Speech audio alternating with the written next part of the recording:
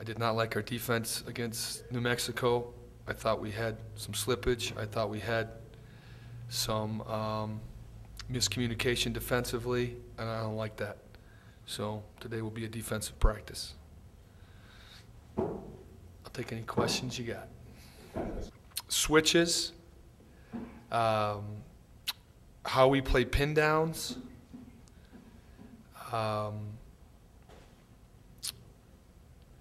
the matchups. We got mismatched at times when we didn't need to because we didn't talk our way out of it. Transition, no communication, and non-alert defensive plays. Too many. I thought we gave up 16 points on non-alert, non-communicative, non-Utah running defensive plays. And we haven't done that much this year. We've been a damn good defensive team, a solid defensive team. And looking back at the film, I didn't like our defensive consistency. I didn't like it. So we're going to be a defensive team here, and we are going to get better at defense. That's what we're going to hang our hat on, and we're going to get better at it today. I thought they played better in a breakdown situation. When their sets had broken down, I thought they created shots out of just a breakdown. After we guard the initial set, which we've been very good at this year, I didn't think we guarded their freelance afterwards well.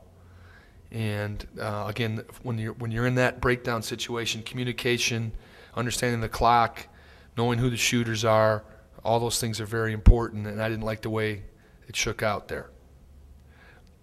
We talk a lot about high early shot challenge, and we're one of the top teams in the league at three-point shooting defense, and I didn't like our high early shot challenge.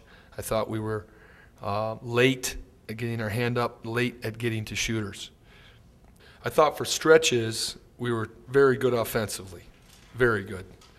I thought we executed after timeouts. I thought we made adjustments on the fly to get good shots. I thought Luke was dominant at times. We have improved offensively in the last 2 weeks. We have improved.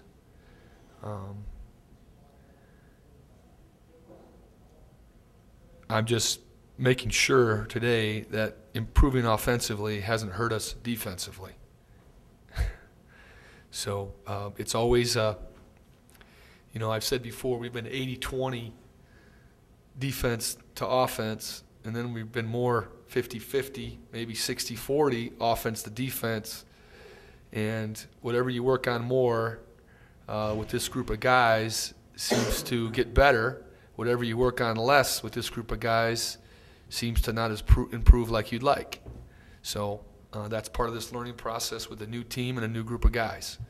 When you're starting over from scratch defensively, when you're starting over with a new group of guys, I think that's part of the deal. You clean this up, it's clean for a while, and then you got to go back and clean it up. You work on this, you get better at this, you got to go back and clean it up and work on that. And that's what we're doing. That's what coaching is. Not really. I don't go to my guys and say, oh, no, we're playing on the road. I don't. It's part of the deal. And, again, we don't have any fear of playing on the road. I think we've played well on the road.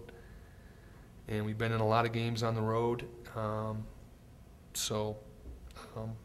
We'll do the things we always do. Just keep working at it. I told him from day one this was going to be a process with this season. I'm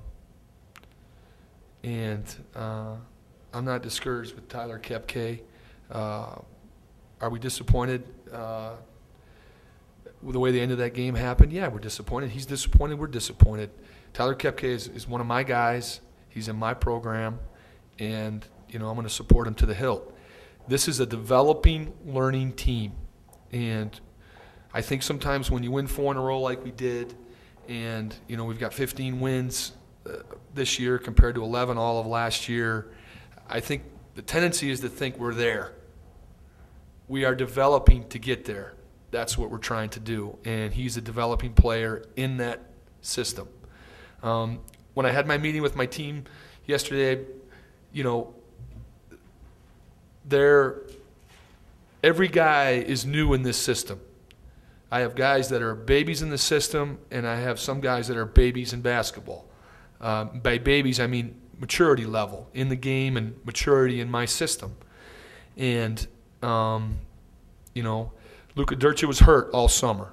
Was hurt last year. Kim Tilley was hurt half of last year and half of this year. Those guys are young players. Kepke is coming from junior college. He's a young player in my system and a young player in the game. Luke Neville's a young player in my system. Sean Green's a young player in my system. So those are not excuses. That's the reality of where we're at. And, you know, we're just going to keep trying to get our young players in our system, our young players basketball-wise, better. That's why I'm here. What his, you know, how his feelings are. He wants to win. He had a chance to help us win. We didn't win. That's what bothers him, the winning part. You know, I try not to make it about me and they try to not make it about them. We try to make it about us, what we're doing, our team, where we're going. It's we and us. You know, we're not going to single out guys for one play. You know what I don't like about, I think sometimes the mentality when you lose a game is everybody focuses on that last minute, and I understand that. I mean, I was in the NBA. There was, you know, coached 1,500 games in the NBA, but I'll play in the first half, a loose ball we didn't get, a three-pointer we didn't, high early shot challenge. Those are just as big as that last play. That's what this team, to get to the next level, has to get.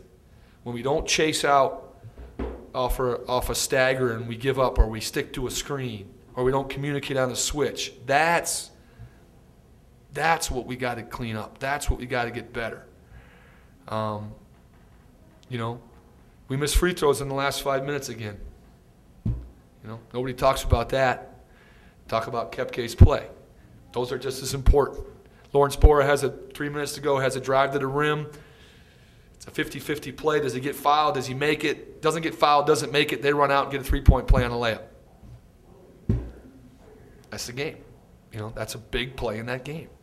So, well, they'll be ready for us. They're in their bye week, and you know, I thought we did a good job of handling their athleticism last time. I thought we did a good job of spreading them out and breaking their pressure.